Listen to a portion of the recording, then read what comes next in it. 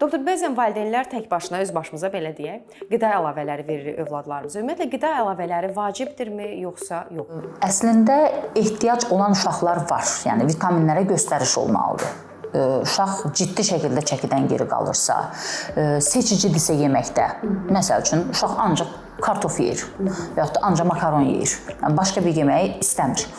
Seçicidirsə və yaxud da uşaq tamamilə yeməkdən imtina edirsə, təbii ki, bunun altda yatan səbəbləri araşdırılmalıdır. Daha sonra vitamin əlavələrinə, qida əlavələrinə yer vermək olar.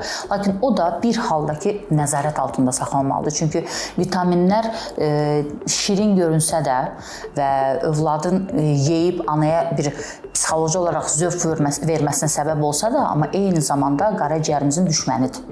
Çünki hər bir vitamin qəbul elədiyimiz qaraciyərə daxil olur, orada metabolizmaya uğrayır. Xüsusilə də nəzərə alsaq, bitki tərkibli vitaminlər ümumiyyətlə onlardan qaçmaq lazımdır. Çünki praktikalarımızda da çox olub belə hallar, qaraciyər böyüməsi, qaraciyərin funksional dəyərlərinin dəyişməsi, hətta yəni qorxutmaq üçün deməyim, valideyn artıq onkoloji xəstəlikdən belə şübhələnmə dərəcəsinə çatır və son tahlillər və aparılan analiz nəticələrindən görürük ki, burada səbəb yalnız onun qəbul elədiyi vitaminlərdir. Mütəmadi qəbul elədiyi vitaminlərdir. Yəni, hal-hazırda vitaminlərin bizim valideynlər üçün əlçatan olması, bu heç də müsbət bir hal deyil. Yəni, mən razılaşa bilmirəm vitaminlərin apteklərdə valideynlər üçün əlçatan olmasına və valideynin istədiyi vitamini alıb uşağına verməsinə. Düzdür, valideyn düşünməlidir, həkimi ilə məsləhətləşməlidir. Yəni, hər vitamini, bütün vitamin toplusunu uşağına verməkdə biraz nəyə görə düşünməlidir? Çünki vitaminlər əslində iki qrupa bölünür. Yağda həll olan və suda həll olan vitaminlər qrupuna bölünür və o vitaminlərin multi-qarışıq şəkildə verilməsi, xüsusilə də A, D, Y, K vitaminlərinin B qrup vitaminləri ilə qarışıq şəkildə verilməsini məsləhət görmürəm.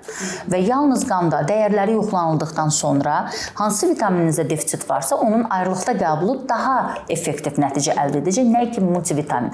Çünki mədə və bağırsağınızda həzm problemi ola bilər, intolerans ola bilər, dözümsüzlük ola bilər, sorulma prosesi ola bilər və qəbul elədiyiniz multivitaminlərdən yalnız biri, ikisi sorula bilər və qalanları sorulmaya bilər. Amma son nəticədə hər biri qaraciyərdən keçir və metabolizmaya uğrayır və biz artıq orqanımıza zərər vermiş oluruq.